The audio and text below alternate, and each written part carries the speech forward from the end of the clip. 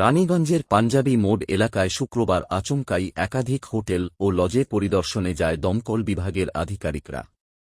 দমকলের এই আকস্মিক পরিদর্শন ঘিরে হোটেল মালিকদের মধ্যে চাঞ্চল্য ছড়িয়ে পড়ে। পাঞ্জাবি মোড় ফাঁড়ির ইনচার্জ নাজমুল হুদার নেতৃত্বে পুলিশ এবং দমকল বিভাগের আধিকারিকরা যৌথভাবে বিভিন্ন হোটেল ও লজে পরিদর্শন করেন। সেখানে অগ্নি নির্বাপন ব্যবস্থা, দমকলের সরঞ্জাম, জরুরি নির্গমন পথ এবং অন্যান্য নিরাপত্তা ব্যবস্থা খতিয়ে দেখা হয়। পরিদর্শনের সময় হোটেল ও লজ মালিকদের অগ্নি সুরক্ষা সংক্রান্ত সমস্ত নিয়ম মেনে চলার জন্য সতর্ক করা হয়। তবে আচমকা এই পরিদর্শনের সঠিক কারণ সম্পর্কে এখনও কোনো সরকারি তথ্য সামনে আসেনি। এটি নিয়মিত পরিদর্শন নাকি কোনো নির্দিষ্ট অভিযোগের ভিত্তিতে এই অভিযান চালানো হয়েছে তা এখনও স্পষ্ট নয়।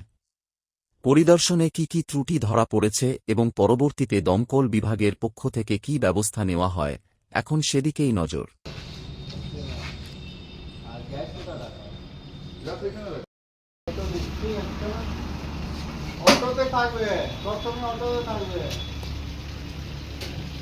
মালিককে বলে দিবেন।